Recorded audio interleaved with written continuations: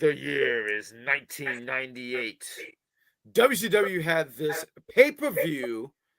It's one of their big events. It's called Starrcade. They had this event at the MCI Center in Washington, D.C., December 27th. We're going to talk about this show. I look forward to talking about this one. You know, before I put on the graphic, one of the things that we have done this month is talk about a lot of pay-per-views with 8. We had 2008 Armageddon. We had 2008 Final Resolution. And 1998, now we're doing 1998 Starrcade. We want to say happy holidays. Let's put on this lovely graphic so you can see the host. I'm one of your hosts, the great Grand Slam Poobah, and I'm joined with the smartest man in the room, Rich Kings, and our favorite Mark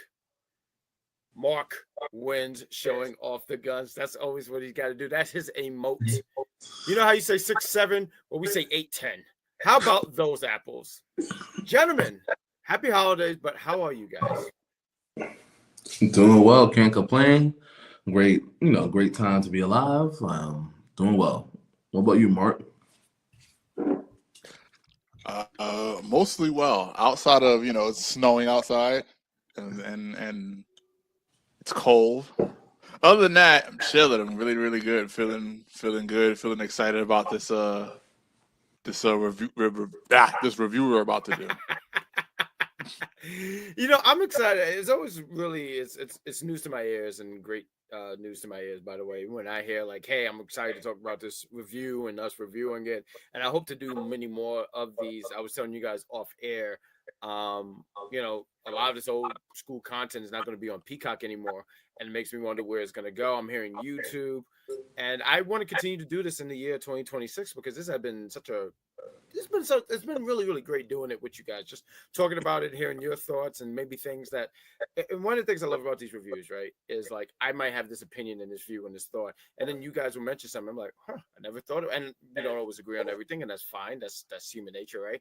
But it makes you go like, oh, I didn't think about it in that matter. That's interesting. So let's talk about it. But I'm not going to lead this. We have the QB of this leading the charge. So Rich Kings. I will sit on the sidelines. Take the charge, my friend.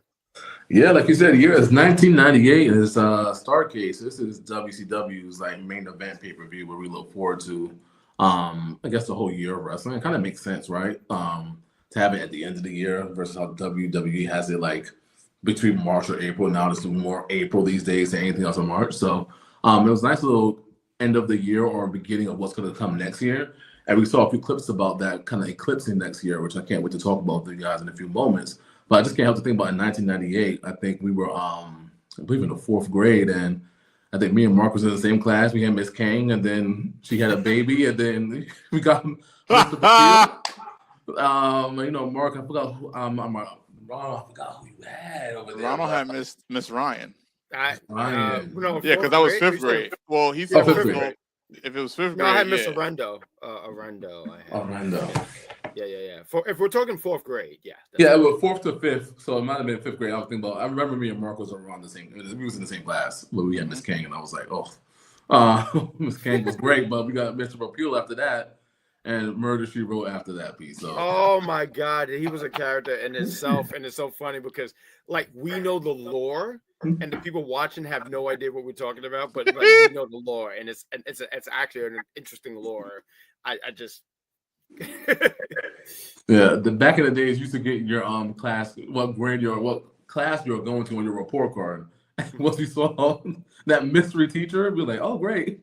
Then after she got pregnant, we go, even better, Mr. Papil.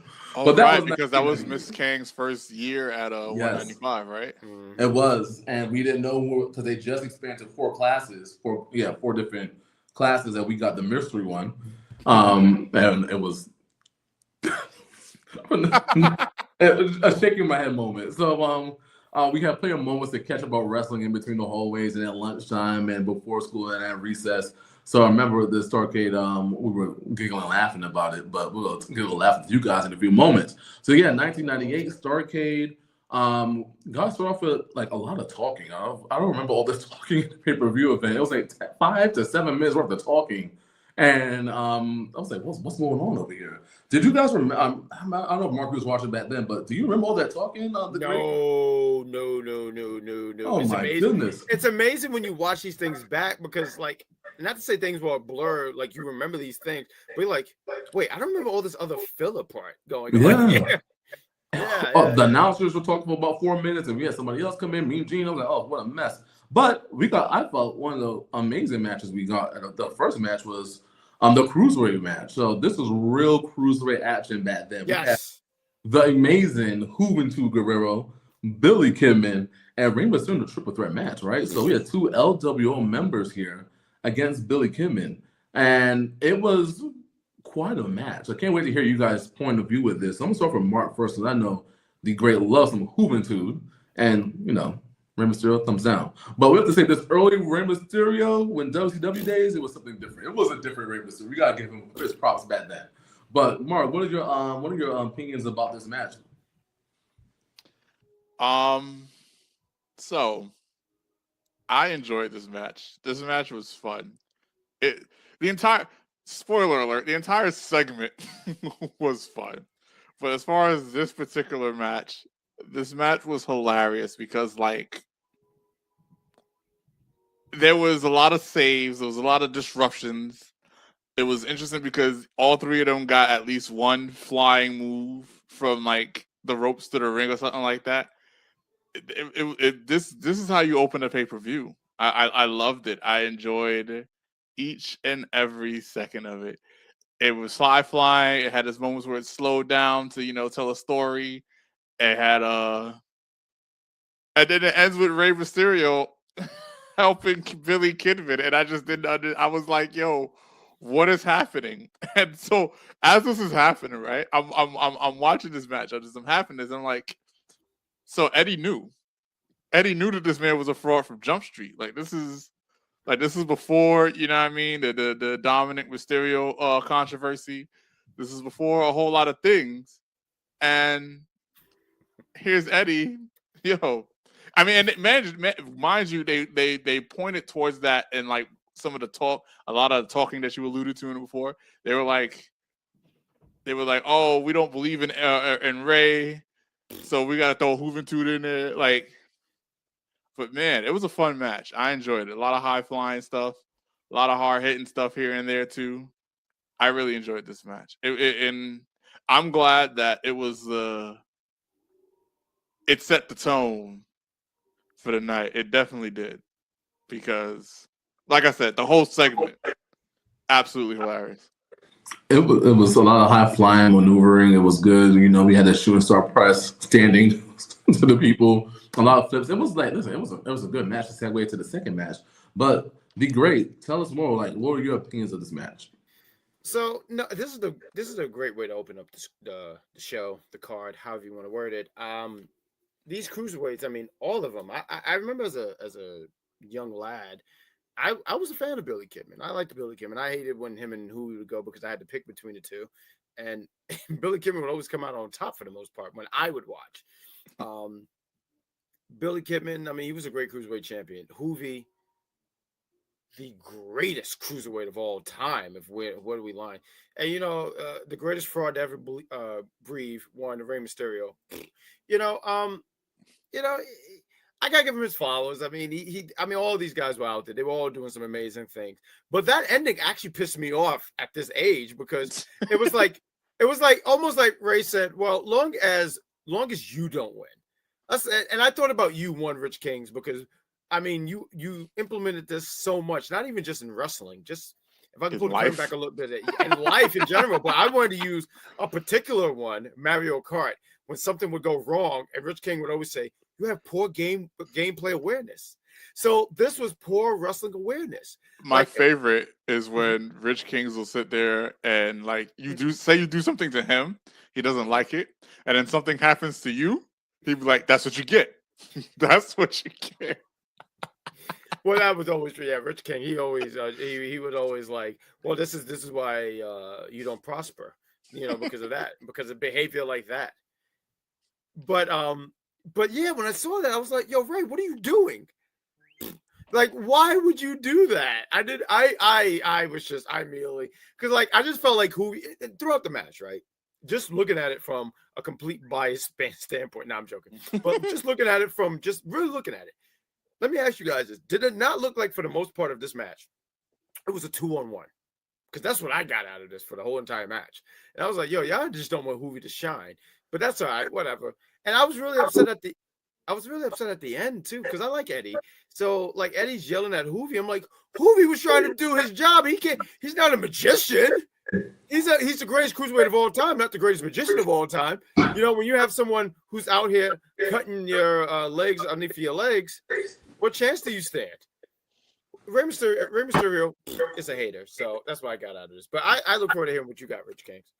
Well, yeah, he's a hero. The thing is, he didn't want to be with LWO, right? So it seemed like he was forced to be in LWO. He was trying to get out, and you know, it just didn't work out in his favor. And then, like, you know, here comes Eddie Guerrero, kind of his promo, calling Billy Kidman a cream puff and all sorts of stuff. And here comes the cream puff out. Like, listen, you want to. Let me show you what a cream puff is in this room, in this ring. And, you know, it was what it was. And they had this. Billy Kidman proceeded to have his second match of the night, like immediately with Eddie Guerrero. And then, you know, get your thoughts about that. But I just want to say this: it was good to see these matches back to back. And I was always a Billy Kidman fan, as much as you were back then. And it's funny watching this, and then, like, you know, well, a few months later they become the Filthy Animals together, right? It's like these are the same 4 members that formed the group Filthy Animals, with Conan, and I forgot who the other person was after. So it's pretty interesting to see that they were beefing with the LWO, and then they formed their own group a little bit later on. Yeah. Because it was Eddie, Billy, Ray, and Conan. Yeah. And they had and Hoovy too. Hoovy came later, like the first version. Yeah. Because then they also had Disco Inferno. Always.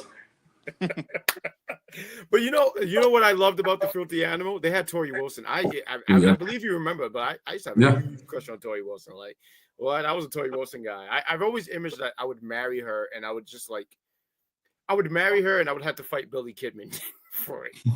That was my storyline for it and everything like that. But yeah, no, I agree. Like, this was such a great way. But WCW was always kind of good with starting off the card off right with because they knew the cruiserweights was always going to kill it. Like, you know, like and they did a fantastic job. So much the cruiserweights killed it so much that WWE, they wanted to have their own cruiserweight division, and they had the light heavyweight division, which it doesn't even compare to the cruiserweight division, if we're being honest. Like, no.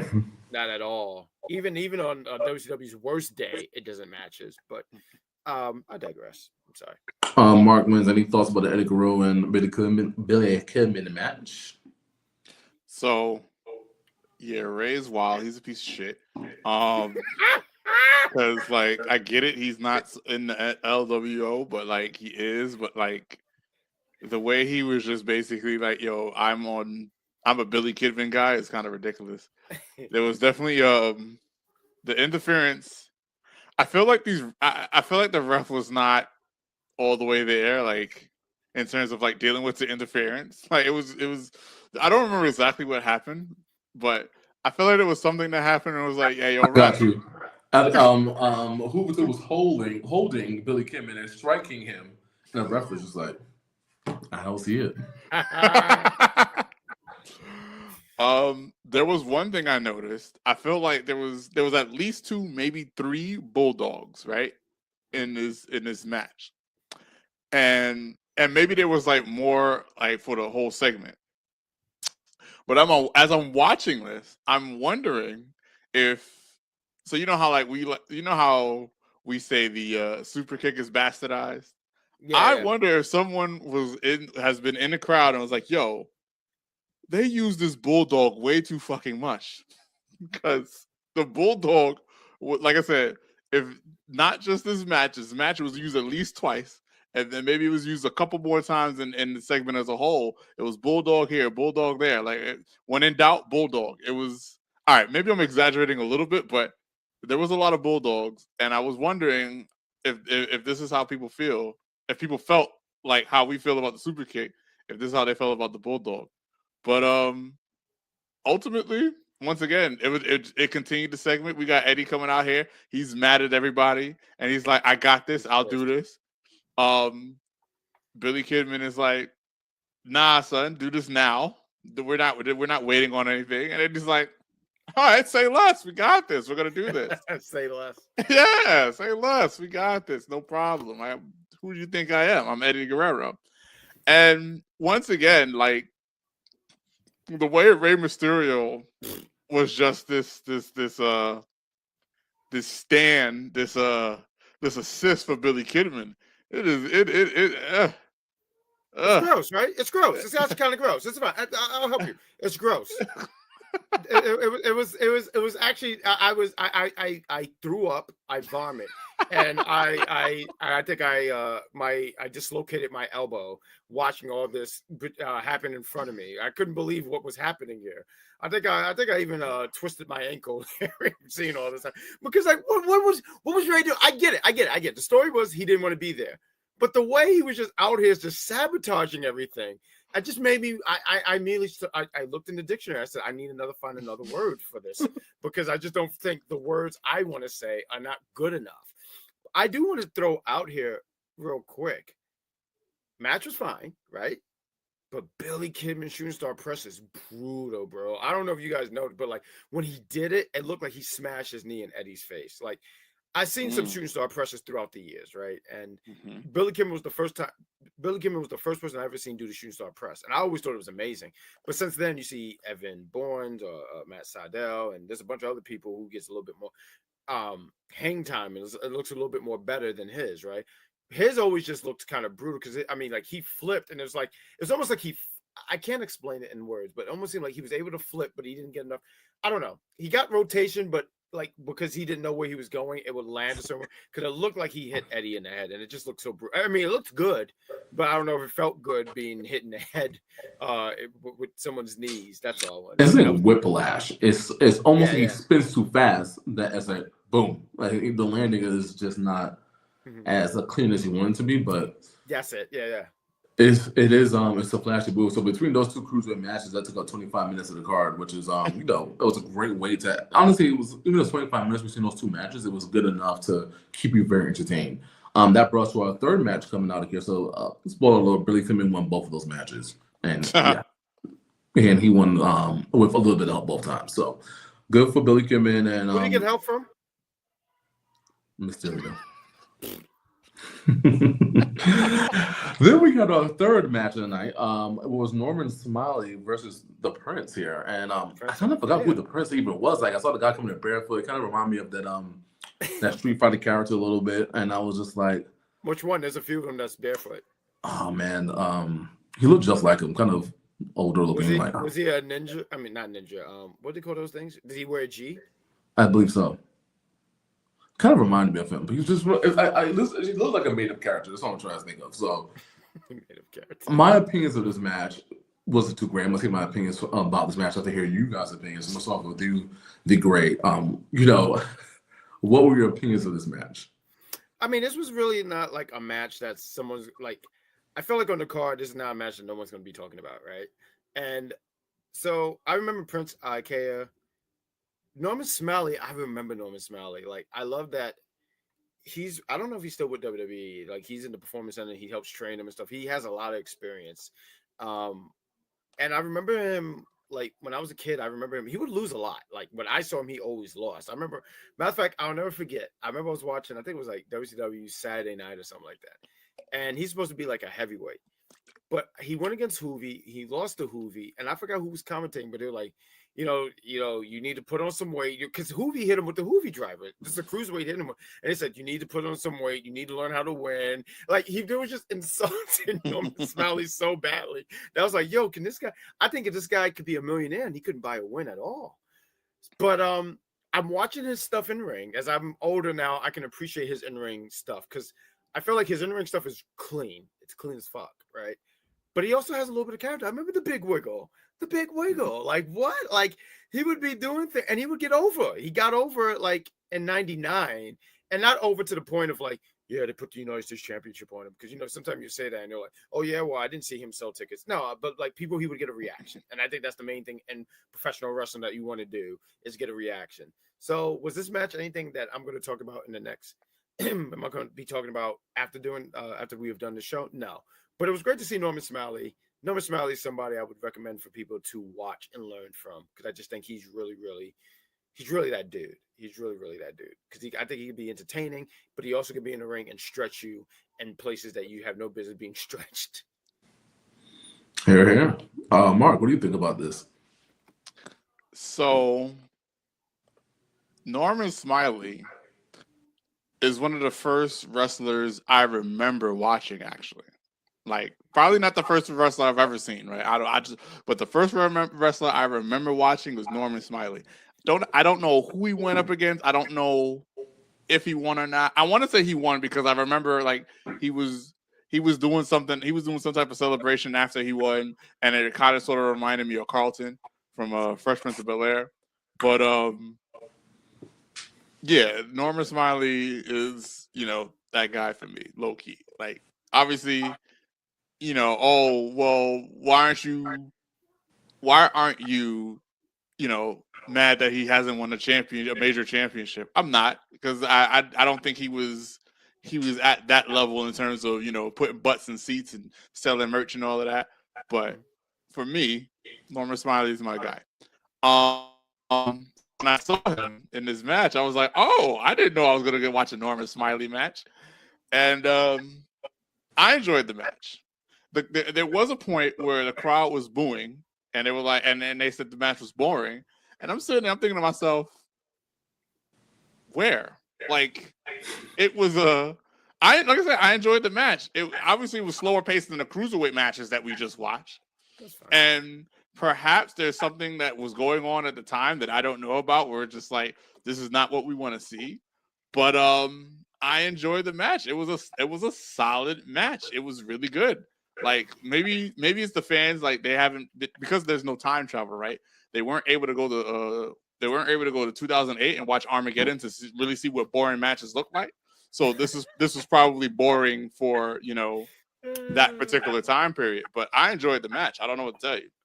So no, yeah, I love that. I love that for you, but I don't think it's a match that's gonna be like top 5 or anything like that. So right, it's not match of the night. It's not top 5. And to be fair, it probably, like, it might have been the worst. Like, I'm looking at some of the matches that we had. It might have been the worst match of the night, but I don't think it was that bad. It was just, the lowest rated match.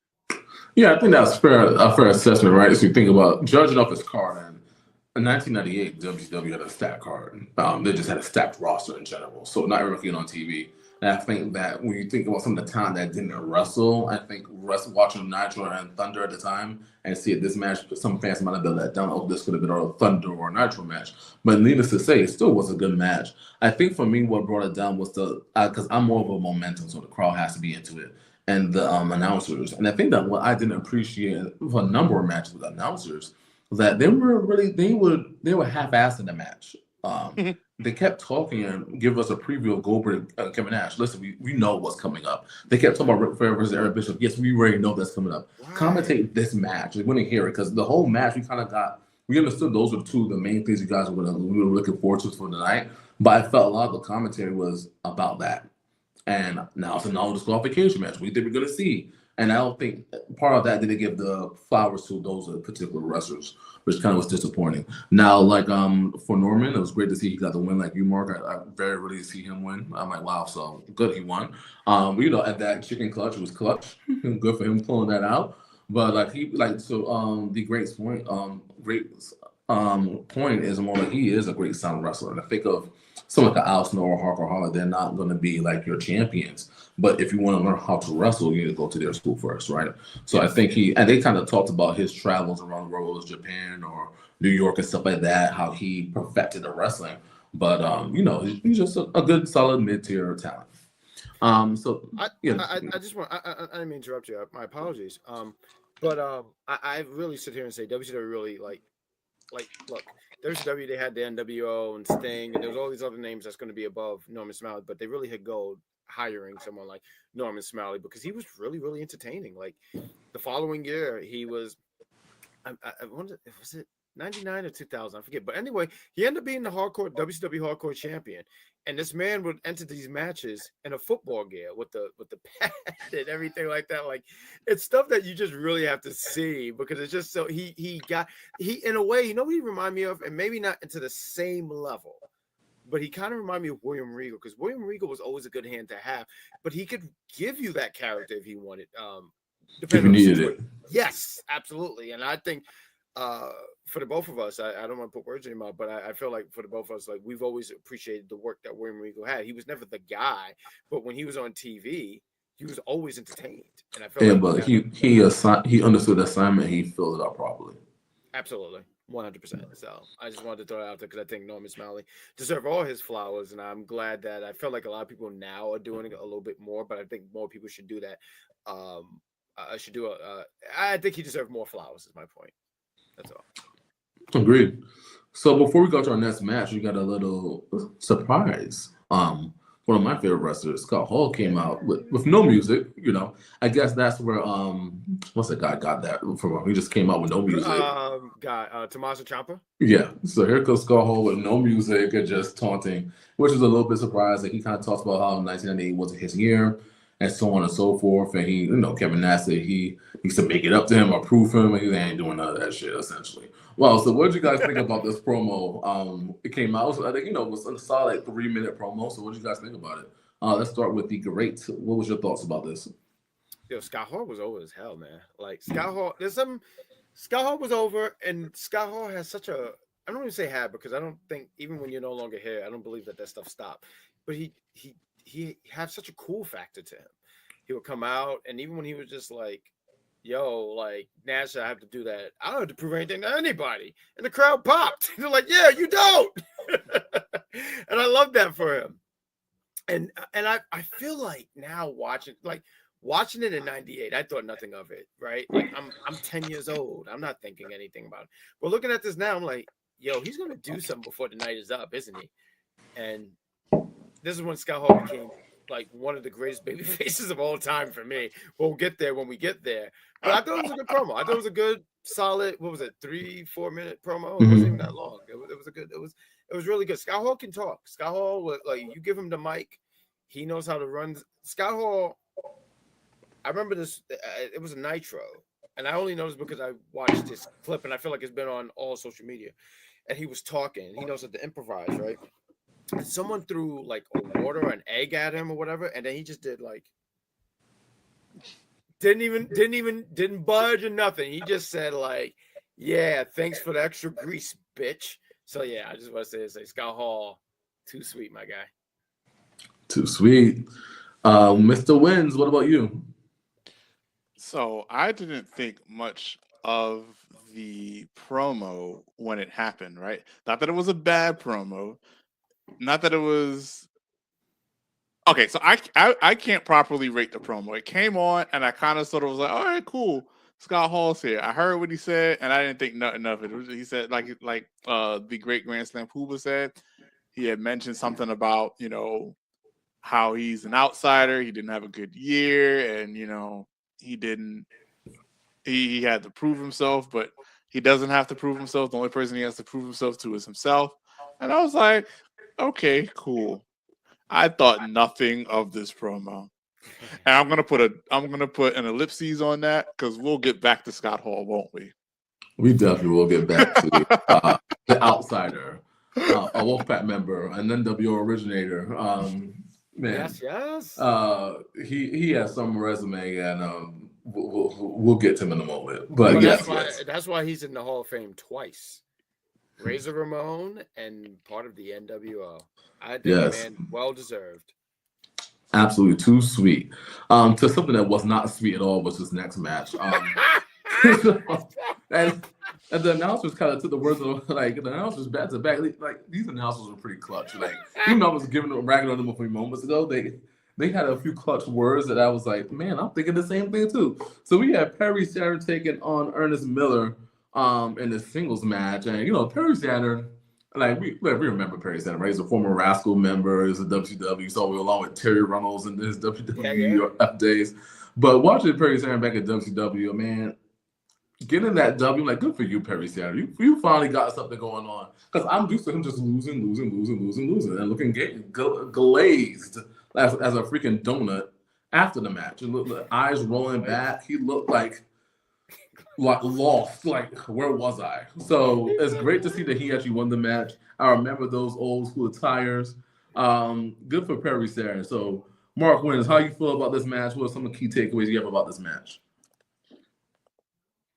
What was the cat's real name? Ernest Miller. Ernest Miller. See, I just knew him as the cat. And, yeah. And he's hilarious. If anything, that's the only reason why I enjoyed this match, because he was hilarious. It was a standard match, standard wrestling, but the cat was absolutely funny. There's definitely this point where he got upset, he was angry, and then Sonny Odo, his manager, did something. He went for a move, he hit him, and it was weird, right? Because Sonny Odo hit Cat, and Cat didn't even really get hurt, and he was still like, "Yo, what are you doing? And you lost for that. Good for you. I don't know what to tell you. Like, you're not even hurt. Why are you upset? Focus on the task at hand." But I don't have much to say about this match other than the cat was funny. He was hilarious. His character saved this match, because otherwise it probably would have just been, for me personally, it would have just been another match on the card, the same way Norman Smiley and Prince Iaukea was another match for some other people. But the cat carried the presence of this match. I don't want to sit here and say, I'm not going to sit here and pretend that Perry Saturn's not a solid wrestler. But as far as the presence and the aura of this match, Cat carried it. So there's that. But as far as the match itself, it was okay. Nothing special, nothing terrible. Just another a match that's going to carry us into, the rest of the card. Because I'm looking at the rest of the card, I'm like, I understand. I wasn't paying attention at the time. But as I'm looking at the card, I'm seeing what's next. I'm like, I get it now. I understand why this card was formatted the way it was. Understood. The great. This match was hell for me because first things first, there was two bald-headed people in the match, so I didn't know if I was going to make it. Nah, but I'm with Mark here though. Like, the cat was the personality in the match, and that's what you needed. Perry Saturn was no nonsense. This match, I would have been fine if this match was not on the card, to be honest with you. This was a match that was there, and look, I think they just wanted to fill up the card so they could give some space in between some of those big major matches. But yeah, no, I think this was a match, and I don't think WCW wasn't doing so. And I don't try to exclude you by this by any means here when I say this, Mark, but like Rich Kingsman noticed, like back in, I want to say, I don't know how long it's been they were doing it, but I'm going to go in 02, 01. But when they had heat, they would have a match before the pay-per-view to make you go like, oh, let me, hype you up to, oh, I got to order the pay-per-view. I feel like this was one of those matches that could have been like on a show before the pay-per-view. I just didn't think it was needed there by any means. But shout out to them for being on the card. I mean, Starrcade was their WrestleMania. So, I'm never someone to be like, oh man, you shouldn't have been there. Well, I guess I did, because I just said I would have been fine without them being on this card. But like, good for them. They were on the card, and they made what they could do with the time that they were given. So it was fine, but it was nothing I'm going to be talking about. Matter of fact, I think I just forgot about what I was talking about. Got you. So, let's take we over to the next match here. We had, Fit Finlay and Jerry Lynn. Listen, now, one thing about Finlay, I don't think I ever see it. He's Benjamin Button. He looked like older back then than he did WrestleHome and 08. Like, he looked older. And was that just me? Or was that bad lighting? That. Or so we're saying he's aging backwards? Yes. I think it's two things. Sure. One, he wasn't as fit. You're right. That's part of it. Yeah, and two, it's I don't know, like the quality of the video or whatever, like the video quality.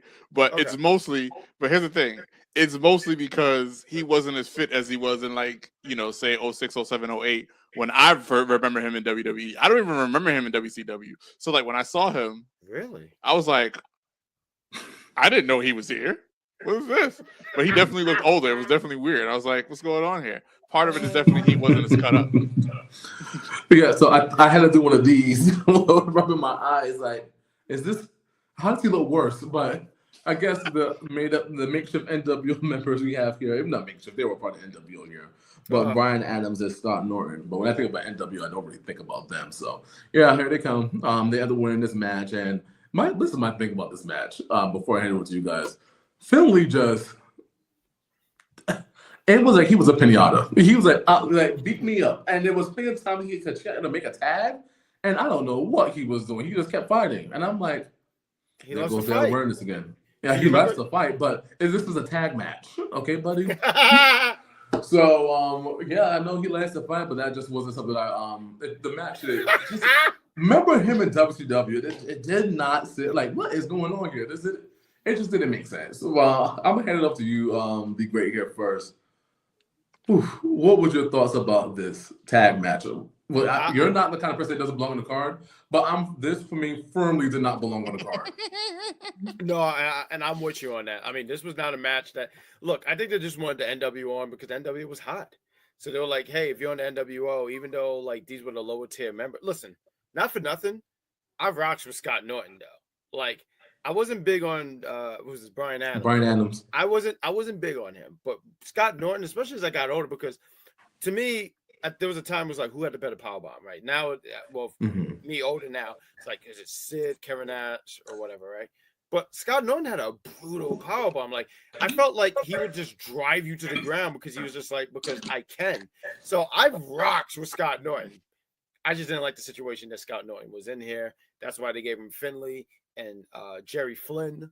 And like Jerry Flynn was someone who didn't win a lot either. I remember Jerry Flynn. He used to have this music. I don't know what kind of music. It just sounded like I don't know what kind of music, but it was some music that he would come out to, and like he would be arrogant. He would walk out and he would lose every time. Like that was like his whole thing. Like I think to the point where when he did win, I'm trying to go off memory here a little bit, right? But I feel like when he did win, the announcer said, "Oh." So yeah, this match didn't do anything for me. I'm not gonna be a hater. Hey, good for you for being on the card. But yeah, this was a match that I would have been okay if it wasn't on the card. You know, Bobby the Brain, he said some wild stuff, but we were a lockstep. He said, "I don't know who asked for this match." Right in the beginning of it. I'm like, yes, yes. Like, look, this is why you're gold. He might not be rose gold, but he's gold. He's gold. Mark Wins, what do you got from this match? So the match before, I was looking at my notes and I was like, I understand how this card was formatted. I didn't realize how little information, like in terms of my notes, I had on this match. I completely skipped over this. I forgot about it. Almost it wasn't, from what I remember, once again, standard, right? Like it wasn't a terrible match in terms of like it wasn't the worst possible match in like the history of wrestling, but I gotta agree with you guys. It did not belong on this card at all. If there's a match that should have been, a pre-Starrcade match, this might not even be it because this just didn't do anything. Like even the ending was weird. I remember like there was a tag and then it ended. Like it was weird. Like the wrestling, like I said, the wrestling itself was solid, but the way this match was structured was very, very strange. I don't know. This was probably the worst match of the night. And that's no offense to anyone that was in the ring wrestling. Like there's nothing that I saw in this particular match where I'm like, nah, y'all are bad wrestlers. It just wasn't that match at all. Like in no sense of the word. If I could just piggyback on what you were saying here, because I get what you're saying, where it's like this match had no bit, because like when you think of a pay-per-view, you're thinking of like this premium match, like this top tier match, and this was not one of those things. And I hear what you're saying. Why you said, hey, I don't think this is a show that could have been on Heat to lead into Starrcade. Right, it couldn't because it's not going to generate anything. This generated nothing. Right, like this was a match that could have just been on. I wouldn't even say Nitro. It could have been on Thunder. Whatever the low tier thing was at WCW, yes, that. It was Saturday night because no one was home on Saturday night. I was because I was 10 years old. I had no friends, so I had to just be home. But like, yeah, no, It's not stop. It's not that you were 10 years old and didn't have any friends. It's because you were 10 years old with parents that care. Let's be honest here. Okay, fair enough. Hey, mom, going out. No, the hell you're not.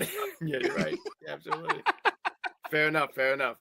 Rich Cakes, I don't know. You gave your thoughts here, right? Because I feel like we all pretty much was just like, this match just didn't need to be there. Like, I like Scott Norton. Like, I could watch some Scott Norton stuff. I would love to actually like go down a rabbit hole and watch him and stuff because there's just something intriguing about him. But this was just not one of those matches that do it for me. I do think the talent was there because I would never sit here and say there's no talent in this match. But it's just, like how you say, it didn't generate any interest. I think that's the fair, not even assumption, but the fair wording of everything. Yeah, it definitely was. And that got me thinking of, WCW tag teams. What are the top 5 WCW tag teams of all time? So I created myself a little list of the top 5 WCW tag teams. Ooh, is this your segment? Right. This is my segment. Wait a minute, you have a segment?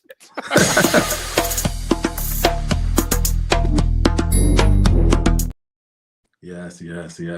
All right, so let's get on with it. Remember I say who didn't make it because there's so many tag teams that was across WCW, and I'm not gonna include like people like the Dudley Boys that held the belts or the Brothers of Destruction because that really doesn't count in my book. I'll tell people that weren't in WCW that actually had an impact to the business. So number 5, because there were so many people that won the belt, there were so many different tag teams and makeshift tag teams, but this team had one of the longest reigns in WCW tag team history, and that was the Natural Born Thrillers. You remember what that team was, right, DeGreat? I do remember them. That was Sean O'Haire and Chuck Palumbo. Yes. 3-time tag team champions of WCW together. They both have 4 together separately, and each was Sean Stasiak, and I was like, wow, they both with Sean Stasiak. Yeah, crazy. Sean Stasiak, and one was Mark Jindrak. Yes. Yeah, who's with who and who, but yeah. Sean Stasiak, I believe, was with not Chuck Palumbo. I think it was Chuck. Yeah, wasn't it? It was Chuck? Good. I don't know off sure. I'll look it up, but go ahead. I'm sorry. Let's look at let's get back to that after. But that was my number 5 tag team of WCW history. The 4th one is the Rock and Roll Express. They're a 4-time tag team champions. They held it back in the early days of WCW. They were pretty prominent when I looked up some of their records, and I don't remember watching them honestly like that. Maybe probably remember 2 matches, but based on what I read and what I saw, for nostalgia purposes, they were pretty good. Top 3. These are the top 3 that everybody should know. Coming in number 3 is the Outsiders. The Outsiders, man, Kevin Nash and Scott Hall. Between them, they had 7 tag team championship reigns. Now, I don't know, Mark, you weren't watching WCW like that, but WCW, they love to switch titles. Sometimes people have the championship for a week and it's gone. Sometimes people have the championship for a month and it's gone. But the Outsiders, 7-time tag team champions, Scott Hall, Kevin Nash, are great. They won their first belt tag team belts in 1996 at Halloween Havoc. And that just started off the amazing run up to 2001 of them like being together on and off. And sometimes one was with the Insiders, one was at NWO Hollywood. I know you know who's with which, the great. But Kevin Nash is a 9-time tag team champion, which is crazy to me. But he won those other 2 with Diamond Dallas Page. That's when they were the Insiders. And I remember when they did the thing, and they're like, "Well, you heard of the Outsiders? We were the Insiders." And I just said, "Oh, shut up." Well, go ahead. Yes, the Insiders. Number 2, the Steiners, 7-time tag team champions. Right. They were a tag team for over a decade in WCW. It's a long time. They had just as much as the Outsiders. The Outsiders were half of the time work. But the Steiners were just a terrific tag team. When you know Rick and Scott, they're a great tag team. They just did so many things on and off TV. I think they should go in the Hall of Fame together as the Steiner brothers together as one cohesive unit. They are in the WWE Hall of Fame. Oh, great. So I think WWE and puts everybody in. So I wasn't sure if they made it in yet. Because if the Crown and people like that are in there, they need to be in there anyway. But great. Number 1. I think we know who number 1 is, right? Gotta be Harlem Heat. Harlem Heat, 10-time tag team champions. they was in WCW for quite a long time too. As tag teams. Booker T went off and left Stevie Ray. I believe in 1997 to go on for his singles titles. But when you think about that run, 5 years and have be a 10-time champion, it's kind of amazing. And they held down WCW tag team, and they was just it. They were amazing. And Mark, if you ever had a chance to watch Booker T in his early days, it's quite a treat to watch him and Stevie Ray together. Harlem Heat was amazing. Those are my top 5 WCW tag team teams of all time. Yeah, I did put Scott Hall, not Sting. I did put Sting and Les Luger. I'm sorry. There's some other teams like the Nasty Boys. I'm sorry, they didn't make it. There's plenty of other makeshift teams. Sorry, they didn't make it. Wait, but these why are the Nasty Boys here? Huh? Nothing. Go ahead. I'm sorry. Oh yeah, sorry. But yeah, no. So reactions, thoughts. I'm going to Mark after, but be great. I love it. Dude, I really love your list. I think Harlem Heat is fantastic. I think you could, if you said Steiner's over to Harlem, I would have said either, because they're great teams. I wasn't super familiar with the Rock and Roll Express. Yeah, that was a little bit before us. So I see why you include them, just because you look at the championship runs that they've had, body of work. I'm pretty sure there's been some really good stuff. So you said the Outsiders. It's really, who's your number 5? One more time for me. The Natural Born Thrillers. I love that because that was more the dying days of WCW, and I do remember, and it was Mark Jindrak and Sean O'Hare, because I remember a time where I forgot. I remember this actually, but they had something, and Chuck Palumbo, it says Sean O'Hare, and I said Mark Jindrak. Who was the other one? Chuck Palumbo and Sean Stasia. Yeah. And then they're all fighting with each other, and they're taking the belt, and it's like, no, we're the champions. And then these other people. Anyway, something happened where eventually they became a team. And you remember when the Invasion storyline happened, those were our tag champions. And it's a shame that things didn't work out for them. Well, Chuck Palumbo had a more successful career. Yeah, he did. Sean O'Hare. It's a shame that stuff didn't work for Sean O'Hare. Sean O'Hare was somebody that I always thought he had a good look. There was always something interesting about him. I could never put it in words, but I always thought there was something really interesting in him. And things didn't work out. He's no longer with us, and it's sad. So I just sit here and go, I really like your list. I think your list is great. And I think it's fair too, because you got a great balance of stuff from, and I say future, but mind you, when I say 2001, that was 20-something years ago. But that later part of WCW, and then the earlier parts of WCW, and I love that for Harlem Heat. Harlem Heat is a team that deserves a lot of flowers. And when you was talking about Booker T and how and I won't take the floor too much longer because I feel like I'm talking so long, but Booker T, when because I remember when I was starting to watch, he was a singles guy. And then when you fall down this rabbit hole and you learn the lore of these individuals, and you're like, he was a tag team. And I vaguely remember the tag team. And then when the tag team teamed up again in 99, matter of fact, one of my favorite things real quick about Harlem Heat, they broke up in 2000. Something happened between him and Stevie and Booker T. And Stevie Ray he started making Booker T's life hell. He sued Booker T. He took the T away from him for a period of time. And then there was this time where he said, hey, that's my music. And then Booker T came out to Alex in Wonderland music. I never forget. I said, where did this music? I have to send you this music that he came out to, because it was ridiculous. The song and everything was really, really good. I just realized the background is all off in the background, but whatever. We're going to keep this going. But yes, because now it's showing that what we use it for. I didn't realize it. But yeah, I have to show you what this Alex in Wonderland thing is. I'm going to bring Mark back into the room here. Yes. Background. Mark, are you with us, sir? I don't think he's here, but what, you want to take Mark? the floor here? Can you hear me? Yes. No, we can. Yes. Yes. Yeah, so I know you probably weren't watching WCW back then. You heard some of the names, and I'm very familiar with some of those wrestlers. What are some of your thoughts there? I'm familiar with the top 3. Mm-hmm. So I know of Harlem Heat. Harlem Heat is the other team. Well, not the other team, but the other 2 wrestlers that I remember that drew me into wrestling. Of course, I know the Steiners. I know the Outsiders. The Rock and Roll Express, I have no idea who they are, so it is what it is. the Natural Born Thrillers, you said that was Sean O'Hare and Chuck Palumbo. I don't know them as a team, but I know them separately. I remember Chuck Palumbo, he had a little stint in WWE, and he was cool. Sean O'Hare, the only thing I know about Sean O'Hare actually is I want to say he was in Here Comes the Pain. Yep. And he just got beat up on because they didn't give him a high enough rating to be a threat. But they didn't. Other than that, there is one thing I noticed about your list, and it's the Steiners and Harlem Heat. I can imagine that Steiners versus Harlem Heat. I can imagine that there would be some type of debate there, right? And it has that similar Jordan versus LeBron debate where it's the longevity versus highest peak type of thing going on. Absolutely.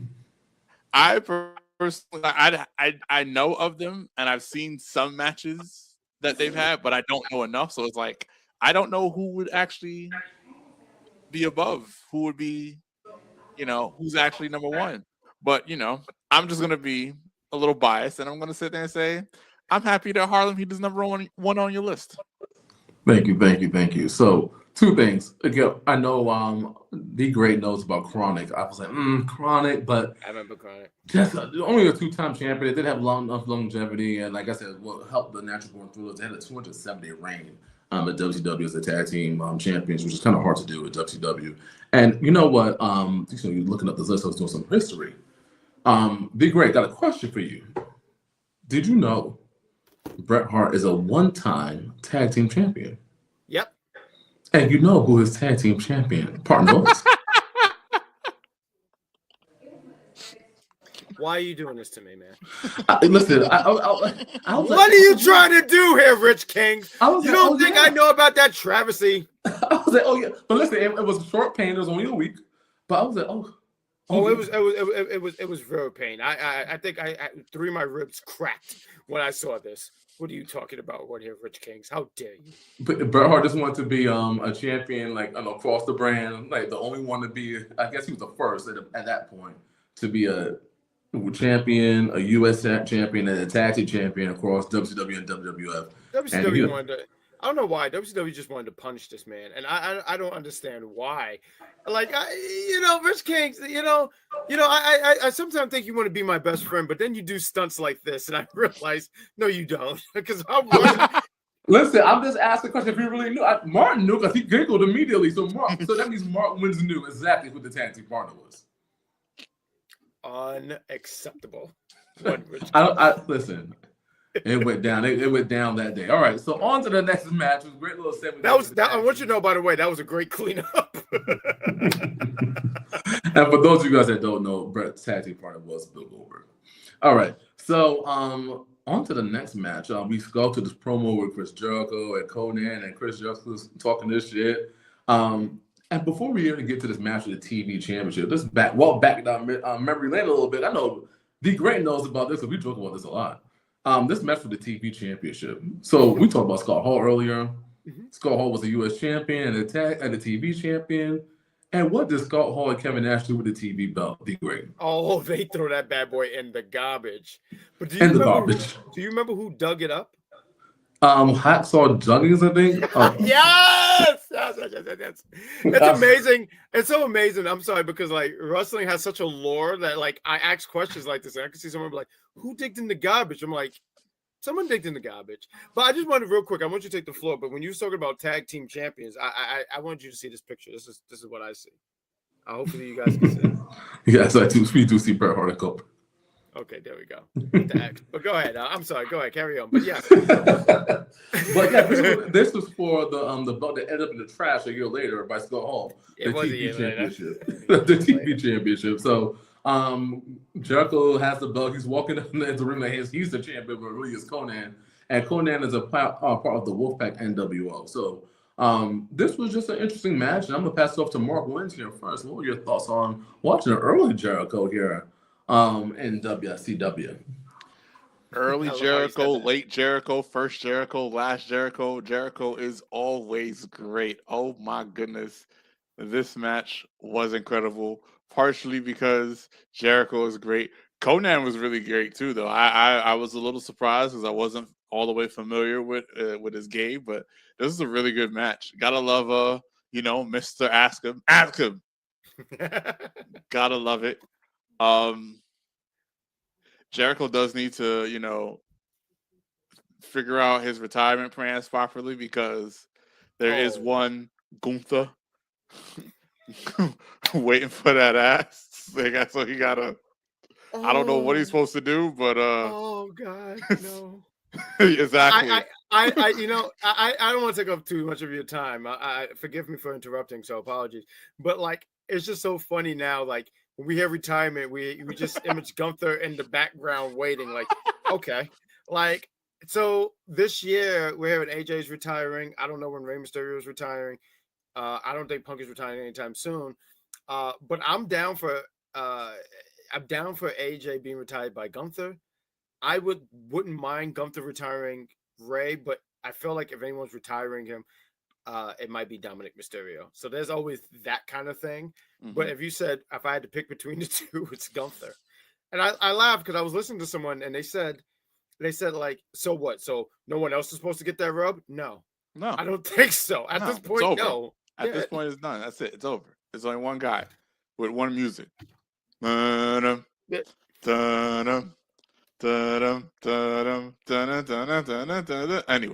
is a WCW show. Sorry. But I just want to say, if I can speak for the panel, we're down for Gunther retiring people. That's a fact. Yes, absolutely. If I could just say real quick, and the floor is always yours. But Gunther is so hilarious because he would see the AJ and they were like, "So you're proud of yourself?" Yeah, I am. And before he drove off, I don't know if you saw this Rich game. Before he drove off, he said, "Die," and then he drove off. I just thought that was so funny. The way he said, "Die." It's almost like a Family Guy character. Like, what are you doing? But go ahead. I'm sorry. I'm so sorry. Go ahead. Nah, it's fine. I kind of sort of invited that energy but yeah, excellent match. I enjoyed it. A lot of back and forth. A lot of funny whatchamacallit. Once again, the ref strikes again. There was this point where a ref had this really slow count. I didn't understand what happened, why his count was so slow. I found it crazy how Mr. Ask Him himself tapped. And I was like, what's going on here? And it's really, I feel like I have what's the note here saying? Oh, okay, boom. So based on the logic of John Cena fans, Jericho shouldn't have tapped. He was the one asking him, is he okay? The whole match. And then he ended up tapping. And I saw this match and I laughed because I was like, yo, this is hilarious because these John Cena fans are so mad that why am I, you know what? Never mind that. This was a great match. I enjoyed it.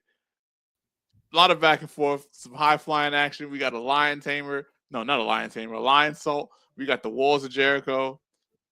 Excellent. I love this match. This was one. I do still want to hear what you was going to say about the stuff with and I'll give my thoughts in.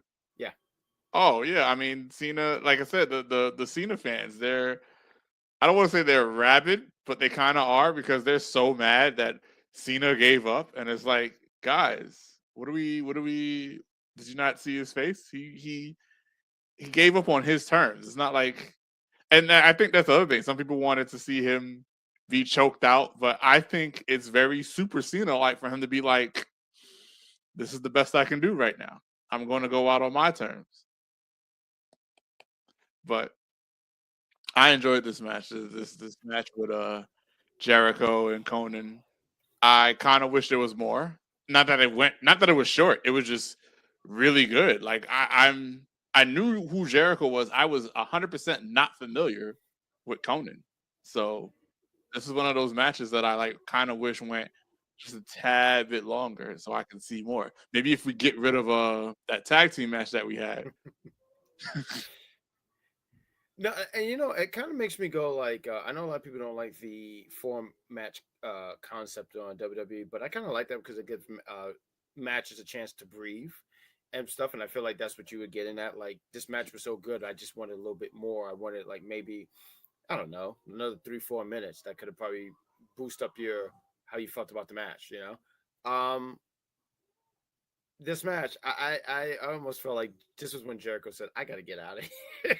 I'm sorry, just like I remember watching this as a kid, and I was so because like I was an NWO. Look, I was an NWO kid. I have it right here. Um, I was a black and white NWO black and white. So red and black, and you guys know red is my favorite color. But I said no, you will not gaslight me. I'm not gonna join you. Oh, you turned your back on the Wolfpack? But they always had a banging theme. But I was a proud hater, so I wouldn't bop my head. I gave no movement. I was a graduate of hater school. So like when I heard the music, like if I saw my neck do like, I stopped it immediately. Immediately because I didn't want to do it. But as I grown up and stuff like that, because it was always a good theme and whatnot. Conan winning and beating Chris Jericho, it actually upset me when I was younger. Like now I'm like, okay, whatever.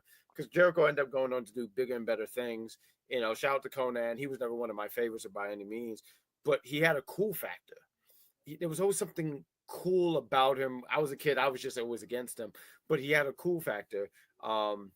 You know, with the flannel and the you know, he always had this style to him. I can't really speak on, but he just had a style, and I think people really loved that because we said NWO said for life, but we forever, and I was like, you know, that's pretty good.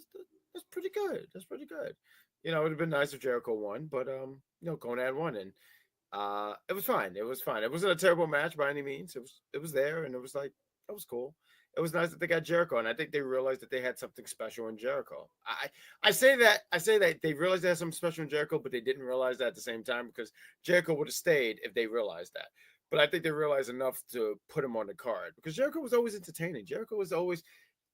I wish we did this, and maybe looking to next year we'll do it. But '98 Fall Brawl, if I can just mention this real quick, and him and Goldberg, Bill Goldberg, they're gonna have a match, and it's really not Bill Goldberg. I don't even think I had to do it at that point, but like, he's trying to find his way to the ring, and it takes him 5 minutes to just get to the entranceway. It's some funny stuff. It's really great. So Jericho was always entertaining.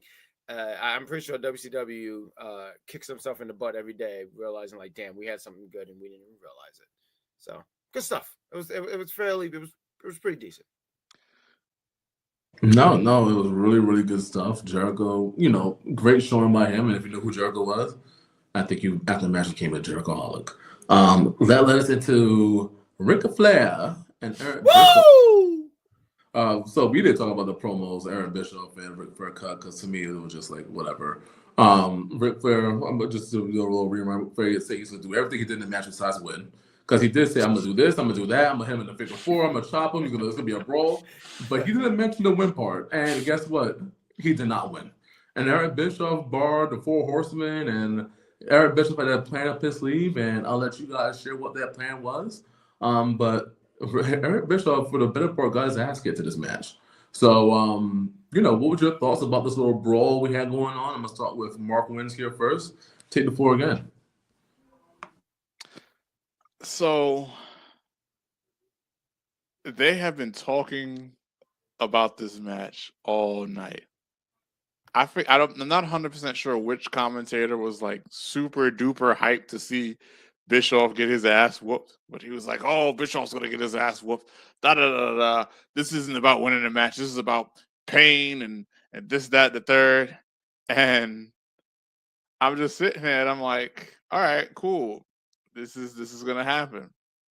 But in the back of my mind, I'm like, the way they're talking, Flair's gonna lose, isn't he? Because the commentators were talking way too much about this match. Like they were, oh, Eric Bischoff he's gonna get his ass whooped and he's gonna get his ass kicked and this, that, and the third. I'm just like, yo, guys, we have other matches to commentate here. So this match finally comes on, and it's, as Rich King's alluded to, it is exactly what we thought it was going to be, where we have Eric Bischoff getting his ass kicked. He's getting laid out. He's getting destroyed. He's getting barely any offense. And then I don't exactly remember what happens where Bischoff gets a little bit of an edge, but then Flair's back on it. We're not having this. But somehow Flair gets busted open, even though it's only Eric Bischoff. Somehow the ref got busted open too. I don't remember what happened, but the ref got hurt. And I was like, why is the ref bleeding? Maybe he wasn't busted open, but he was bleeding for something. And then here comes, I almost said Mr. Perfect, Kurt Hennig with the knucks. Eric Bischoff clocks. He clocks Flair with these knuckles. They're not brass, mind you. They're just some type of hard material. Clocks him with the nuts. Eric Bischoff does this absolute shit job of hiding these knuckles. But somehow the ref didn't see it. And I'm like, yo, is this ref?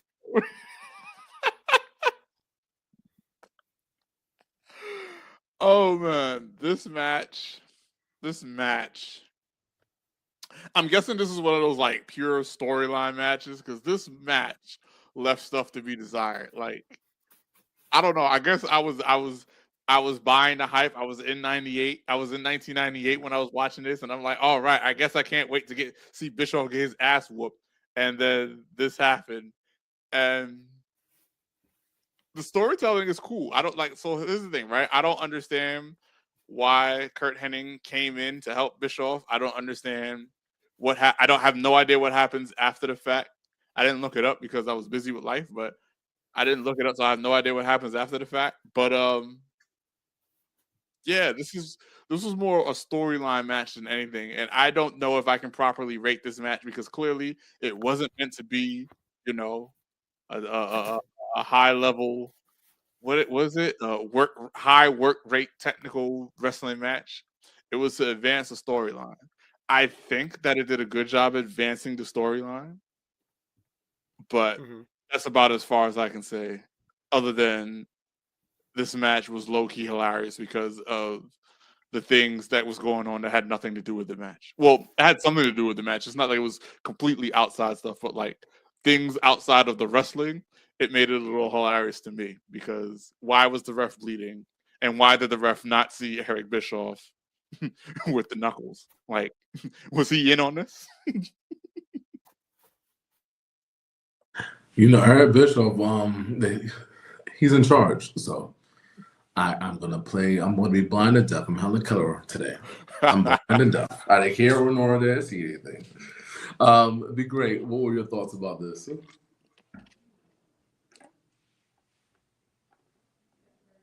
Is he frozen? Yeah, it looked like it. Yeah. But the match itself, like, it was like a little bit of a brawl, right? So you're gonna know Eric Bischoff had something in mind, right? So when he banned them and he's like all these little tactics, he's doing his smirks and his little side promo, that was cute, whatever. But like, obviously, I didn't know Chad was gonna be there. Apparently, he wasn't there for a while. They're like, where did he come from? He hasn't been here for a while, so obviously that was a little, I guess, to the greatest point, this is their WrestleMania, right? So typically at WrestleMania in WWE, there is a return. So I guess this was their big return, Scott Hall and then Mr. Kurt Hennig. So, I mean, his WCW work versus his WWF work, I think the WWF work was just a little bit different because he's Mr. Perfect. Obviously, he has that little persona, stuff like that. And I don't know. Did you watch him? Did you watch him in both the different brands? Not at the time. I know I seen vignettes of both. I see clips here on YouTube of him in WCW and clips of him in WWF. And personally, I think that the WWF stuff, at least in the clips, right? Because there's the grand story or whatever. Maybe he was better in one, or maybe there was more value in his WCW run than I'm giving it credit for. But I just like the Mr. Perfect character. I don't know what to tell you. Like, this man with though, like, particularly with like his towel throws. Oh my goodness. Oh yes, and the vignette. Right, because he has that one where he throws like a perfect Hail Mary. He has one where he shoots a three. He basically Steph Curry before Steph Curry. Yes, I love the Mr. Perfect character. So if you're talking about Mr. I'm Perfect sorry, I versus missed Kurt Hennig, if you're talking about Mr. Perfect versus Kurt Hennig, I gotta go with Mr. Perfect. But that's just, like I said, once again, that's just based on the clips. I didn't live it. I wasn't there. Like I said, I'm clearly undervaluing Kurt Hennig's run in WCW, and I don't want to do that. But it's not like it's what you can speak intelligently on, though. Right. Yeah. Okay. So to bring up the speed, Oh, go ahead. Please. Yeah, just bring up speed. We're just talking. I know we had some connectivity issues there. But we were just just bring it right along. But we'll just talk about Kurt Hennig versus Mr. Perfect, which was better. But we could round us up on that piece and on the match. So, real quick, when you have a cat and they just do things, that's what happened, because I feel like he did something, and now he's trying to figure out some other things. Get out of here, son. I just wanted to touch on something Mark Wins was saying. He was talking about the vignettes of Mr. Perfect. The football thing where he throws a perfect spiral and he catches it. I remember I was like, oh yeah, that's what it was. I remember just thinking like, oh my God, that's amazing. I don't think that's physically possible, but nonetheless, when you not watch with that it, distance, no. Oh, okay. Yeah, because Not with that distance. Technically, there is a way where you could like throw a football perfect spiral up at a certain angle, and if you're fast enough, you can run and catch it a certain distance. But he threw it the full 100 yards. Absolutely not. Okay. So I'm glad someone who, because I know you watch football too, run Rich Kings. I don't know these things, but I remember watching. I was like, that is amazing. Like I wanted to. Cause I said, how does he lose? But no, absolutely not. No. We're not doing that again. Get out of here. But I was always amazed by that. But the vignettes were always great. Like you said, the perfect. He did like this and then like this, and I mean the vignettes were fantastic. Between the two, I think I could definitely agree with Mr. Perfect over. And not to say Kurt Hennig. I mean, like Kurt Hennig had some great things, but Mr. Perfect is legendary. Like at the end of the day, people are going to be like, they might say Kurt Hennig because they're going to say his real name, but they're going to be like, yo, the Mr. Perfect stuff. Oh, it's perfect stuff. I don't appreciate when people try to like, you beat me to that joke by like 1.8 seconds, by the way. But the match itself, it was about storytelling. It's Eric Bischoff made this guy's life hell. Ric Flair wanted to get his. I feel like this was the first time I ever saw Ric Flair ever in my life, because like I can see people now like, oh, you didn't watch Ric Flair, and no, I didn't. No, 98 was like the year I really, really got into wrestling. So like I would hear Ric Flair, but I didn't know who he was. I didn't know. So now I'm seeing him, and he's out here. He's beating the shit out of Eric Bischoff. Eric Bischoff, though, Eric Bischoff. I love me some Eric Bischoff. Eric Bischoff is hilarious. Like this guy, he's literally.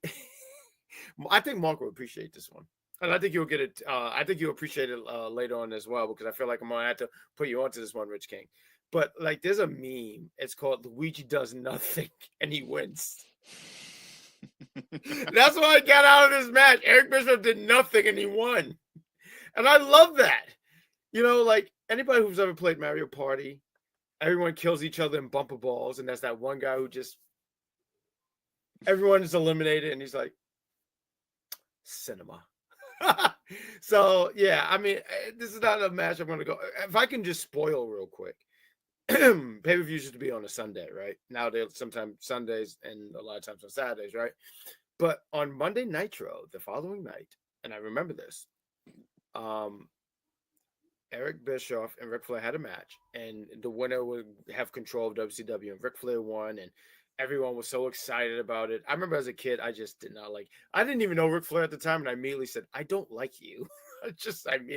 I took a dislike immediately, because anytime. I'm so sorry. When you mess with them, you have messed with. I said this would always be my reaction. Why are they fucking up our plans? That's how I felt. I felt like I was on the NWO. I would absolutely not on the C list. I would say B list of NWO. Like, of course I was getting my ass kicked, but like I was there. So anytime anything happened, I said, why are they sabotaging our ideas?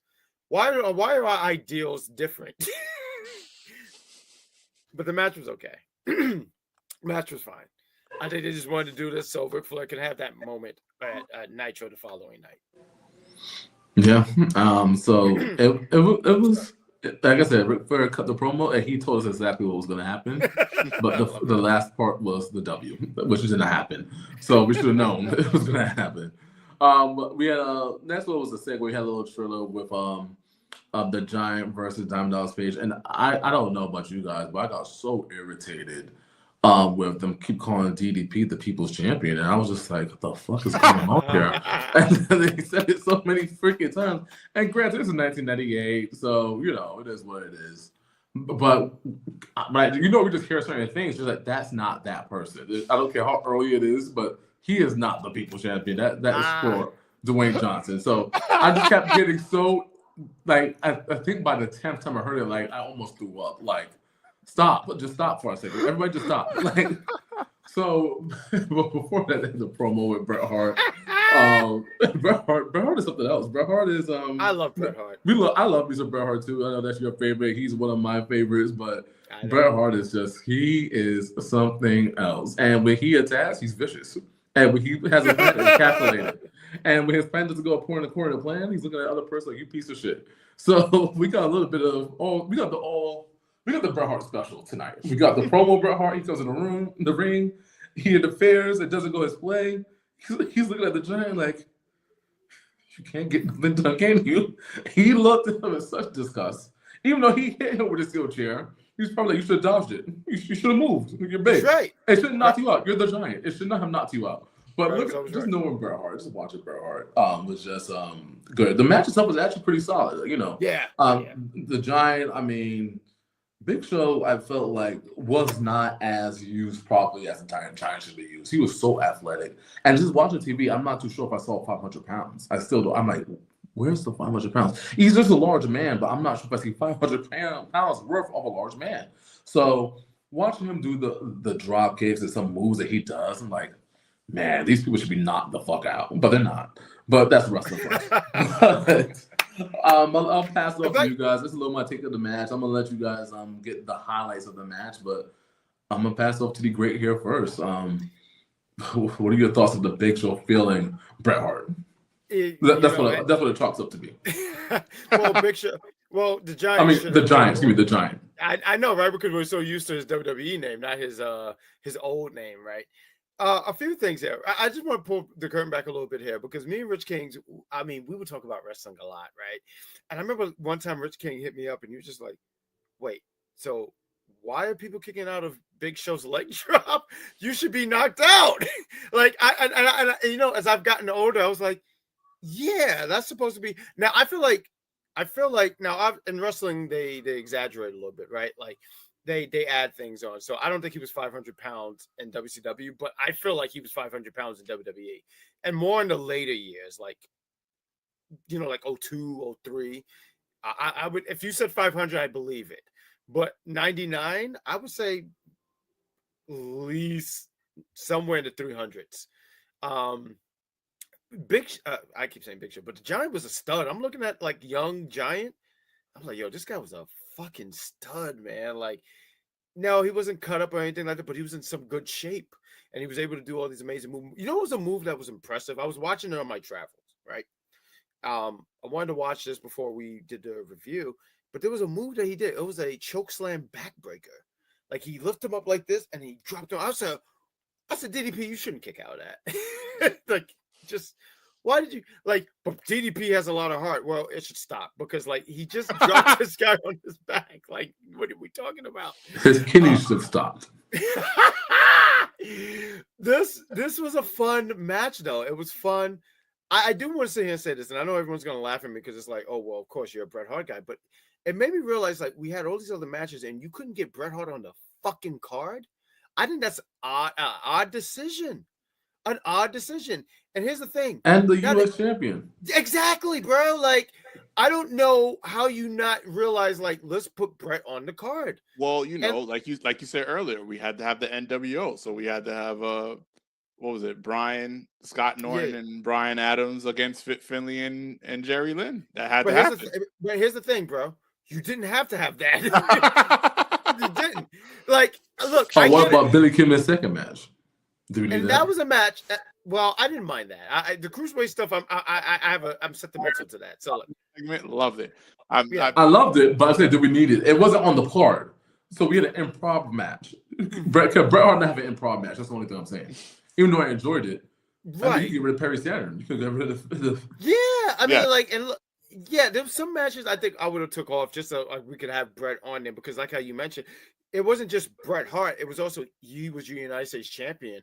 And I can see why Bret Hart is. I know people call him bitter and stuff like that, but I can see why he sometimes like he doesn't have fond memories of WCW. How are you the champion and you're like, nah, you could. We'll just pay you. What? Now, honestly, I mean, I don't think I would complain about that. Pay me, but nonetheless, I can get that he would be so upset about that. So, like, I was watching this and I was kind of upset watching this because I was like, what are we doing here? Like, why are we like? But the match was good. I'm sorry. Let me get to this. The match was good. And DDP hitting the diamond cutter out of nowhere was fantastic. I mean, Randy Orton does it these days a lot now, right? Well, maybe not now, but you get what I'm saying. In more of these later years, but like to see the choke, I remember as a kid, I always like to throw back the kid part, like because I remember enough of it, right? And I remember I was like, oh yeah, DDP, because I didn't like DDP. Anybody who wasn't an NWO, I just did not like you at all. I'm sorry. I'm glad this is just right here next to me. Why are you fucking up our plans? So I did not like DDP because he ruined everything. I said, Deva, because it means nonsense. I looked that up. I'm going to make sure to make that a word and utilize that word in 2026. Divo. I'm going to make sure I pronounce that correctly. So when he counted it into the diamond cutter, I remember I was like, I hate you. I want you to understand I dislike you. But obviously I like DDP, and this is the kid me.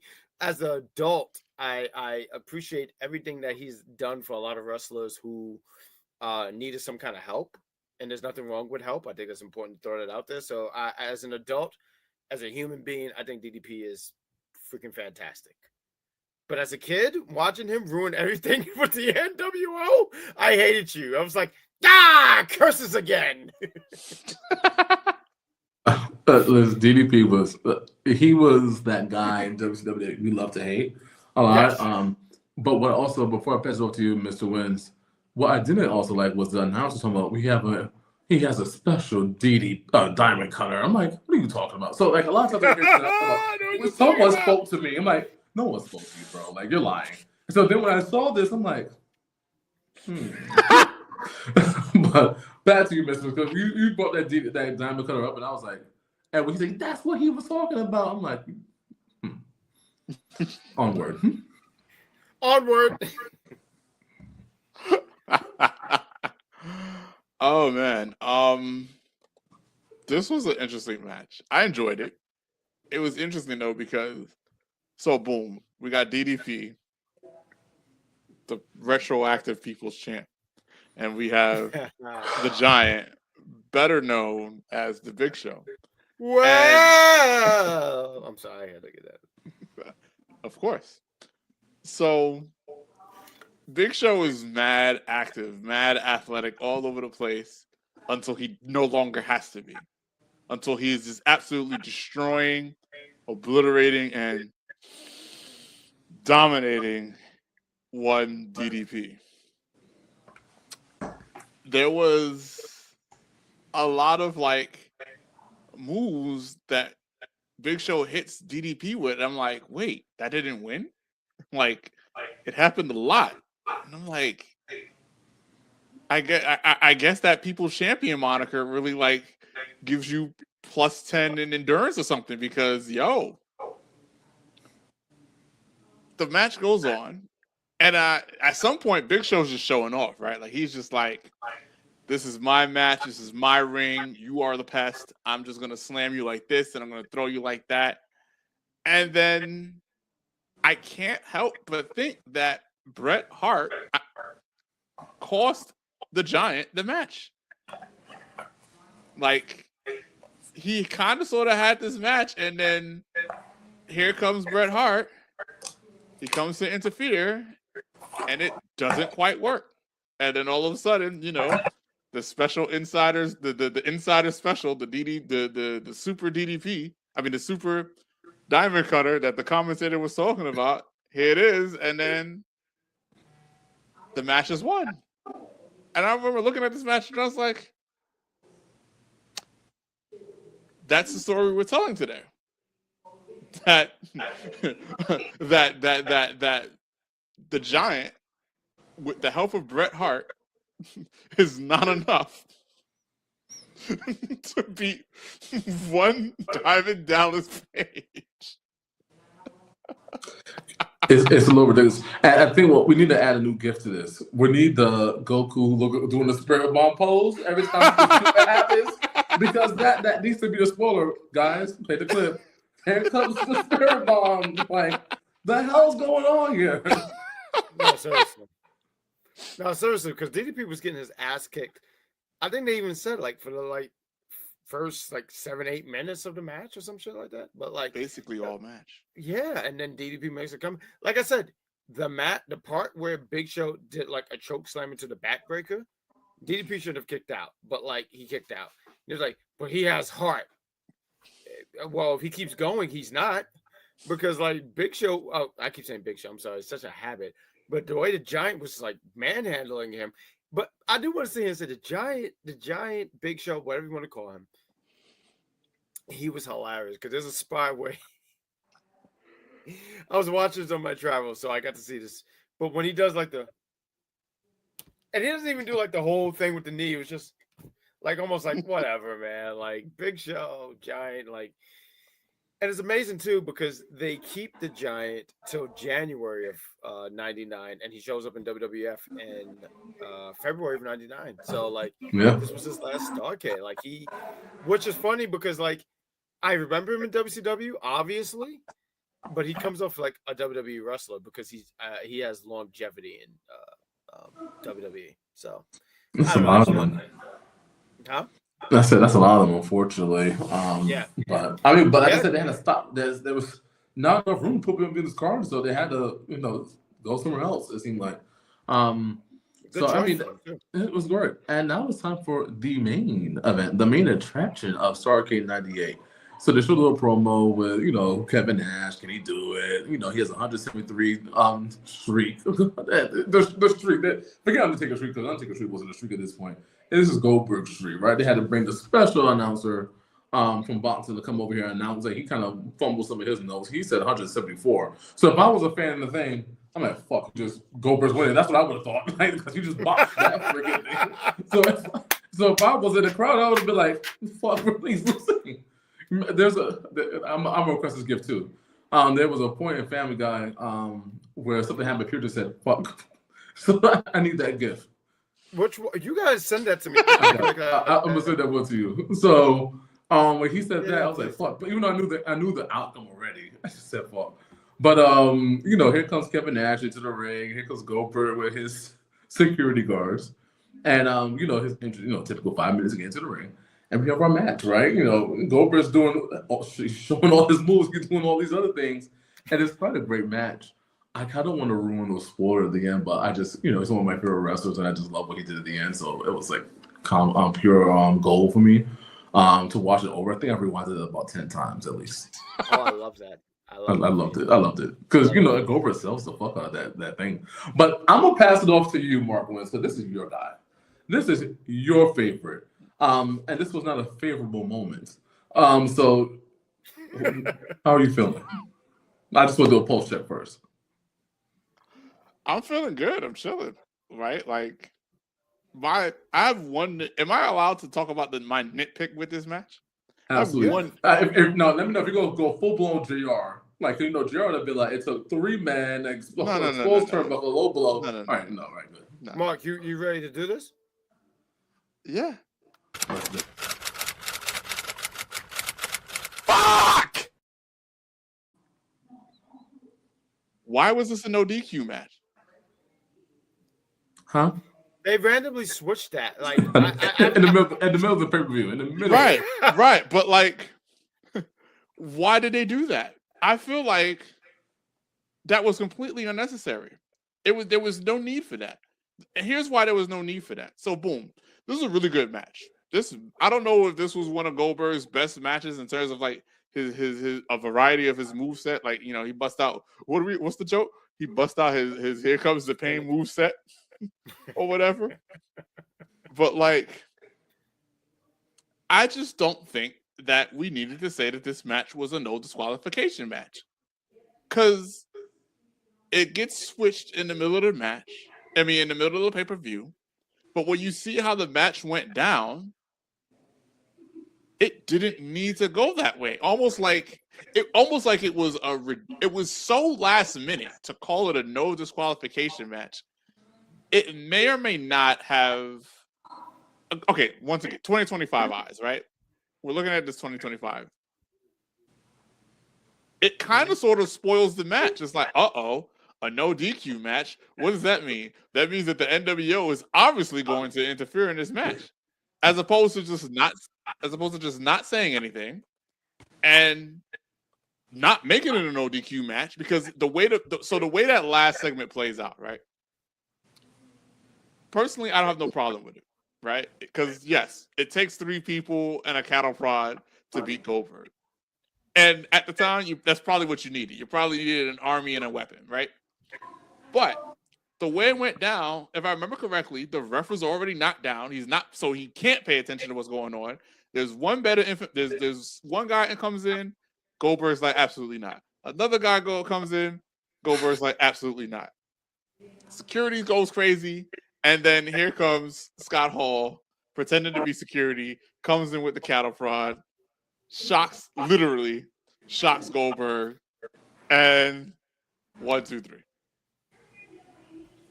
There was no need for this match to be a no disqualification match, legitimately. And then there was something else that happened randomly in the middle of the match. There was some type of tie up on the against the ropes. If this is a no disqualification match, you as a ref don't need to interfere with that. It's no disqualification. What are you going to do? Count to 5? No. You know why? Because it's not a disqualification. It's not a no disqualification match. So my one nitpick with the match, and it has nothing to do with the match, like. It has and everything to do with the fact that it was suddenly a no DQ match. There was no reason to call it a no DQ match because there was nothing that happened in this match there's nothing that happened in this match that was like, okay, this is why it was a no DQ match. Because I know what happened. You guys don't ever let me forget about it. But all right, let me cut this short because I'm going a little long. I know what happened. He gets cattle prodded. And the whole time, I thought that, you know, it was a secret move, right? And then it's a no DQ match. So I'm thinking, oh, they just do this out in the open just to find out. No, they didn't. Other than that, I enjoyed the match. It was cool. I understand exactly what happened. I've gone a little too long. Like I said, that's my one little nitpick. It should not have been a no disqualification match because there was nothing no DQ about the match. I understand completely, but I can't stop from smiling completely. I feel like Goldberg. I'll just say the ending of Goldberg. Goldberg put on a good enough show for a Goldberg match. That was a good show for him. I forgot whoever that fake guy that came in. I forgot his name. He just disposed of him so quickly, and then he kicked him out the ring. Like, get the fuck out! And then Bam Bam, yeah, and then it goes Bam Bam.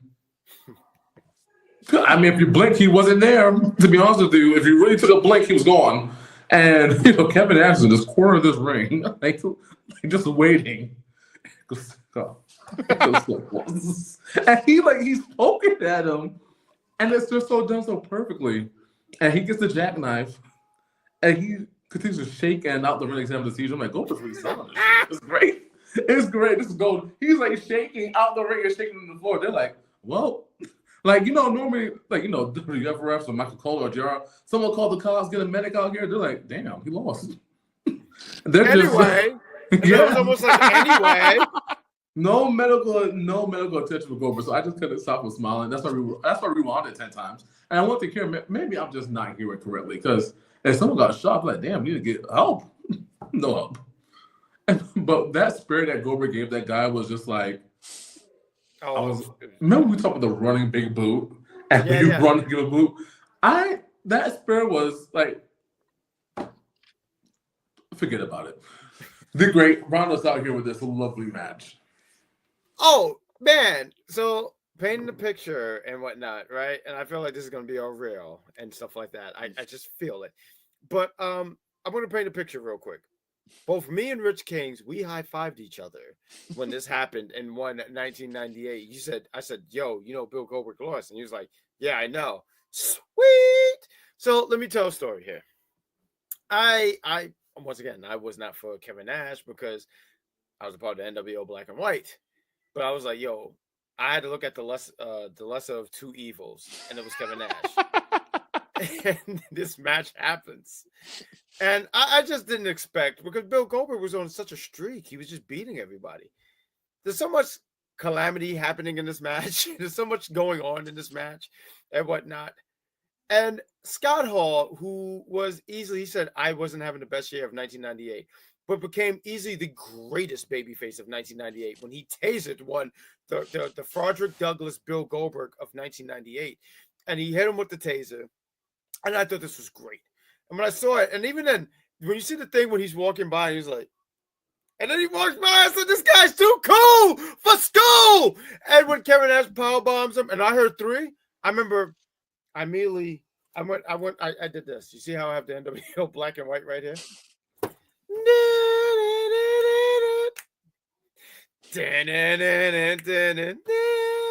I became a part of the Wolf Pack because most guys in NWO Black and White couldn't do anything right. But the NWO Wolf Pack, let's go! I was for it. Seeing Bill Goldberg lose, it gave me a vision into my future that anything can happen. And it also told me that eventually fraud people run out of time. So I loved all of this. This made me happy. I love that. So seriously talking here, right? You talked about what was the reason for the no disqualification. I think you're onto something about it didn't need to because it felt like anyway, the match was still going in a certain way. I think that WCW at that point, they wanted to find a way and out for Goldberg to lose. And like, hey, it took all this calamity to go on. I know I used that twice, but like all this stuff to go on just because I think they wanted to protect him in a way because Goldberg was their biggest asset in 98, admittedly. And I think that's what they wanted to do. And hey, maybe if we do have Bam Bam come, because you're right, if it's no disqualification, why are you stopping Bam Bam from coming into the ring? That's a fair point. Why are you stopping all these other things when there's no disqualification? So I that's my thought process. But I also think in 98, no, but that's the thing. Sure. The ref was, if I remember it correctly, the ref was down. There was like the interference would have went the same whether it was a no DQ match or not. That's my point. Oh, like, okay. Yeah, like I get it. We're trying to protect Goldberg, and I do think that he was protected. But the way that match went down, the way it was structured, like it's not like something changed in the match where it's like, okay, this is why it was no DQ. Like, no. If you remove the no DQ, if you don't say this match is no DQ, that match can go down 100% the same way it did, and it would have the same result with no whatchamacallit. And I think, in fact, it would be more hype because it's like, look at the NWO doing NWO shit. Like, I don't think it, like 100, because 100% it protected Goldberg. Absolutely, that's more than likely the right thing to do in 1998 to protect the guy that has this undefeated streak. Your top asset, right? So I get that, and I agree with it 100%. But I just don't think that stipulation needed to be there based on literally the timeline of that match. That's all I'm saying. That's fair. You know, both me and Mark was talked about, and I know Rich Kings, you enjoyed this. So I look forward to hearing your thoughts about this. About this? Yes, sir. Oh, yeah, about the no disqualification. I think that I agree with. There's just no need. It makes you think that they had like a different plan that just crumbled at the last minute, right? Because if the referee was out for so long, he didn't see any of the shenanigans that's happening. I just think that there probably was a different plan that went into it. That's why they did that. And then Well, oh, let's grab that real quick. Or just fell through. Because like you obviously you'll see Scott Steiner being one of the original security guards. It's just a bunch of young white people, and here comes him at the last minute. So I think that they just obviously I think the plan was for Scott Hall to obviously interfere, but I think they just probably came with a different narrative in the last minute. I think that's all that changed to prompt the no DQ match. So that's my thought about that piece. But overall, 98 Starrcade was I'll give you guys your last takes. I'm gonna go first here. My last take is this. I think 98 Starrcade was overall a huge success. I think you had a hot start, a hot finish. Because you're ending the year on a high note, right? Or a different note. And I feel like when you have your final pay-per-view or your main granddaddy pay-per-view, it has to be like a turning point or something different or the same coming in, right? So like we saw Roman Reigns in the bloodline, we're like, yes, give us more. We love this. Like, don't let it end. But when we know with Cody finally won, we're like, okay, this gonna be something different. Like, or when also the Rock are winning on WrestleMania, whatever the situation may be, we know the new season is starting. So obviously with Starrcade coming and Goldberg losing, that signified a new season for 1999. And if you were to ask me in 1998, when me and the Great was giving those high fives, was this going to be the Goldberg's only WCW title reign? We probably would have told you no. He's probably going again in another week. And lo and behold, only WCW title reign, which I think was the biggest surprise there. So I don't think we thought they was going to be going out of business 2 years. I don't think we thought that Goldberg was not going to get that belt again ever. But I think that we were happy for the ending. And I think when you start up a new year with any kind of company, changes are needed. So I think when I think about Starrcade overall, when all the storytelling we saw all night, I would give it a solid B plus, A minus in my book for a whole totality of a pay per view. It just was really great to see, even the way how they were wrestling back then in 1998, and I think they did a good job with catching the angles. The announcers were entertaining, whether they were talking about the actual match or giving us a preview about this no disqualification match in every single match, because I think every match got their flowers. But overall, give it a solid B plus overall. Mark Wins, how would you grade this pay per view last takes? Overall, I'd have to agree with the B plus, maybe even an A minus, because like the only match that I really actually didn't enjoy was the tag match. Everything else, I found some type of enjoyment in the match. Like even like I said, I thought Cat was hilarious with him and Perry Saturn. I enjoyed the Norman Smiley and Prince Iakea match. I feel like there's something else. No, there isn't nothing else because the other match didn't belong on the card. But for me, like I said, yeah, B plus, A minus, because like I found enjoyment out of every match other than the tag match, and I'm giving a benefit of the doubt to the Bischoff versus Flair match because that's one of that was clearly a storytelling match, and I didn't have enough context. I didn't have enough context for before. Well, obviously, I had enough context before, but don't know what happened afterwards to like get that whole thing going. But other than that, this was a great pay-per-view. I was actually pleasantly surprised because I know that you guys wanted to watch it, to watch one Bill Goldberg get absolutely dominated. So is that what you think of both me and Rich Kings? Absolutely. Cool. Okay, right. So yeah. I was thoroughly surprised by a lot of the cards. So yeah, A minus for me. I would give it a B minus because there were some matches I just didn't think needed to be on there. I mean, I still enjoyed and I thought it was a pretty good. The effort was there. The effort was there. Even the matches that I thought like, well, how did this make the show? Right? You know, we talked about Norman and Prince Ikea. We talked about that tag team match with the NWO going against Fit Finley and matter of fact, there was a Fit Finley match I saw recently. It was like him and Regal, and I was like, "Ooh, I want to watch that on my spare time because I just know that because Fit Finley is a really really good wrestler. Like he's really really good at what he does. I think it depends on what he is given. And here it was given that hey, the NWO is just going to beat your ass, which is not like you're not giving him a whole heck of a lot, right? Mm-hmm. So there's some matches I didn't think needed to be there, but the Giant and DDP. That was good. You know, the cruiserweight match was fantastic. There was a lot of good stuff here, but I'm going to give it a B minus just because of some of the stuff that I just thought was filler and it didn't do anything for me. And Bill Goldberg, he lost, and I loved all of that. I inspired me to do more than one push up. Hmm. Yes, the highlight of the night was Bill Goldberg loses the belt. Yeah. But also too, Scott Hall, you sometimes don't really realize it, like seriously speaking.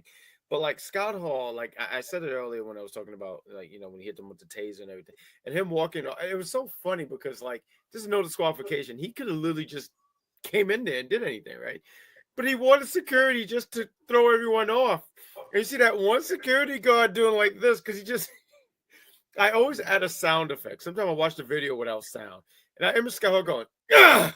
And he's just tasering Goldberg. And Goldberg is just fighting for his fucking life like he played Sonic 3D Blast or some shit. And he's just fucking he's just falling apart. Because he had a seizure from playing the game. That's crazy. Yeah, because that game is ridiculous. Like, that game is ridiculous. I will throw out every chance I get how much I hate that game. And I will never forgive him for making that atrocity called Sonic 3D Blast. Yeah, no, it was just fun. And I do throw out here once again, like we don't know how everything is going to work with all this old school WWE content. We want to keep going, and I would love to keep doing that in 2026 with you guys because this was fun. Like, I know like in 90, well, I say I know, but like in 98, I don't know how much of wrestling you was watching when Mark wins, but I feel like you watch in and out and stuff like that. But to hear your thoughts about it is always cool because you have a different perspective. Me and Rich Kings will go back and forth about wrestling, and I know there was a period of time that you stepped away from wrestling when Rich Kings, but even then, I've always liked to throw out like you've always had such a great take on a Sports Center feel is always what I like to throw out with you about wrestling, and I'm a Looney Tune character, so you don't know what you're gonna get out of me. So I've really enjoyed this, and I want to thank you, gentlemen, so much. This was the last one, last review of the year of 2025. We're looking forward to doing some more content in 2026, and we hope that you that are watching. We are uploading this on a weekend in December, but we hope that Christmas has passed. But we hope that you guys are having a happy holiday. So, with that said, I do plugs. But was there anything else you want to say, One Rich Kings? No, it was great doing this podcast and these shows with you guys this year as we put a recap on this year. Cheers to 2026, and we're gonna do it bigger and better. I'm gonna just cut to the chase. You guys can find me right here on the Great Pop Theory podcast, and occasionally as a fill-in wherever the great needs for you come in. And yeah, stay tuned. Hopefully, we can do some more shows or different content, or whether that's all three of us or me and Mark was been talking about doing something like a year and a half ago. It seems like, but we got to get together and get on my to do something coming soon, featured on the Great Pop Theory podcast. So great year with you guys. I appreciate you guys. Happy New Year, and I think it's going to be even better in 2026. I love that. I can't wait to see you guys, the tag team of 2026. Mark Wynn and Rich Kings. All I ask is, can I be you guys' manager? That's all I ask. Absolutely. Come on, it's my turn to throw you the fun ball. You're going to host to help us out, moderate us. Woo! That's what I love to hear. You said fumble? I don't the think fun that's ball. No, fun ball. The fun ball. Oh, okay. I thought it was the fumble because I know enough about that. There was a running joke for a period of time with us, and you would say fumble. I was like, oh, that's not good. That was pretty much any time when I was when we played Mario Kart. That was really a fumble. No one fumbled more than we don't have him on the show as much, but we hope to have him for 2026. Shout out to one Gene Baptiste. Because he fumbled a lot in Mario Kart Wii. So much that you guys, one day we'll tell you the lore of that, maybe one day. But Mark wins.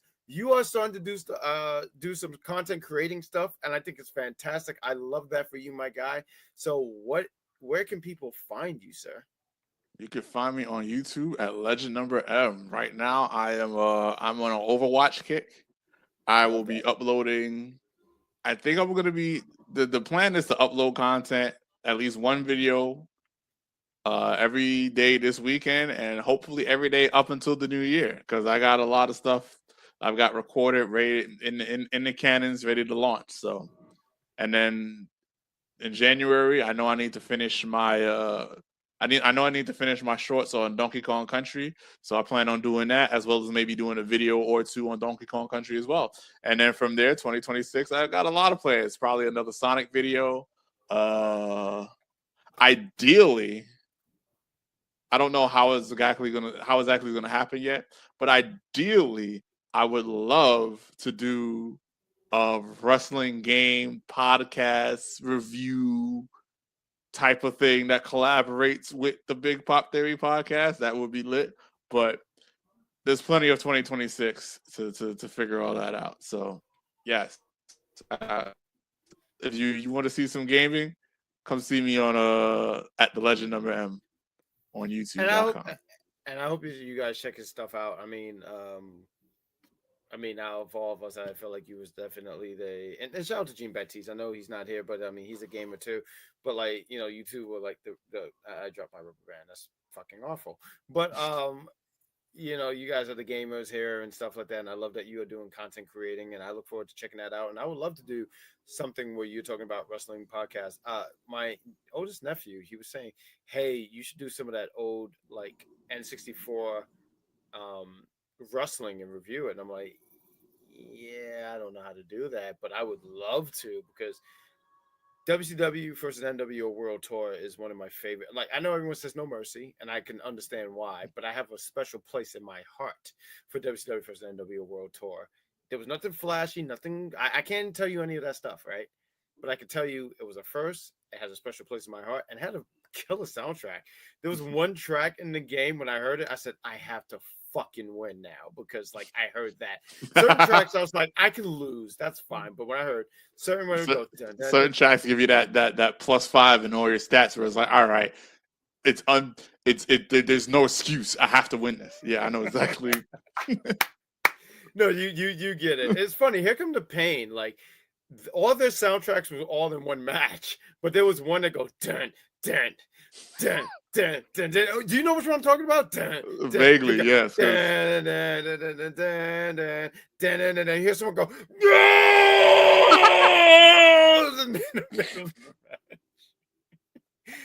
I hope you know what I'm talking about, because I vaguely remember, because I fucked with the soundtrack, right? That I fucked with that generic ass SmackDown Here Comes the Pain soundtrack. Yes, so I kind of sort of have an idea, particularly with that when you did the roar, like in the middle of the match, right? There's no commentary for some reason in this game, but here we are out of nowhere. And one day what I would love to do, because like when you mentioned that, and Rich King's, he's here, and we'll plug the show and end the show here, because I know we're going close to 2 hours. But Rich King, he was a big proponent for Shut Your Mouth. And I know you was for Here Come the Pain. I don't know how we could do that for a show, but maybe that's something. And I mean, we're already revealing enough. This is kind of more of an after show kind of thing, but I think that would be a fun conversation to have, because I know Rich King's, and you can take the floor real quick before we end the show, about your love from one Shut Your Mouth. Did you not like Here Come the Pain? It's not that I didn't like it. I think I was just such a fan of being such a fanboy of SmackDown for this Shut Your Mouth. I was just like, yeah, I can't stop playing it. Like, I'm gonna keep playing the story, and I think that the story in Shut Your Mouth, I mean, Here Comes the Pain was good. I don't know. I just was such a fan of Shut Your Mouth that it just had everything I wanted, and I didn't give Here Comes the Pain, truthfully speaking, honest a chance. Like, I was like, it's cool, but let me just stick to what I like a little bit more. No, that's fair. No, and you know what? I respect it. When me and Mark went, we talk sometime about Mario games, 2D games. I say Super Mario Brothers 3, and he says Super Mario Brother World. And there's no wrong answer. Not between those two. No, there isn't. And I gotta admit, the little bit that I played of Shut Your Mouth, it's insane. So I like I said, just a little bit I played, I get it. I 100% can I understand. say one of my favorite parts in the game, because like these games are wacky to begin with, but when you throw someone into a car and it explodes, it's ridiculous. Snowball fight, it's like a fight in snow. It was just a lot of different things. Right, you could do that. Right. There was so many different things. And I think obviously I didn't give Here Comes the Pain that same energy, so I don't know if they have the same exact things. But that's the first time you could do certain moves, and there was just, and I love the ending. Like the Real American theme would come, and then you see everybody doing their little taunts with the belt. Like even I have to go to YouTube just to watch that credit scene because it's just so iconic. But yeah. Really great match. Really great. Maybe we can make that a thing at some point. We'll figure it out none of the way. But we want to say happy holidays. Thank you for watching. We hope that you enjoyed this, and we hope to bring more energy in 2026. Hey, this is the Big Pop Theory Podcast. You can follow us on Instagram at the Big Pop Theory Podcast. You can follow us on Twitter at the Big Pop _. We're going to try to utilize TikTok a little bit more here, moving into the New Year's, and also on YouTube. Please do us a favor. Hit that like, hit the subscribe, hit that notification button when we do put out some content. This was a pre-recorded video, but we are going to go live for predictions and after show stuff. So please continue to follow all this stuff. And if you have any questions, hit us at the Big Pop Theory Podcast at gmail.com. I want to thank you, gentlemen, for another great show. These have been nothing but great and fun. And 2026 is going to be a fantastic time. Let me hit this thing matter of fact, real quick. My son wants to say, he wants to say, make sure you say, so you guys, Merry Christmas, bitches. There we go. I want you guys to acknowledge my son. And this was the show. Thank you guys for watching. And we'll see you in 2026.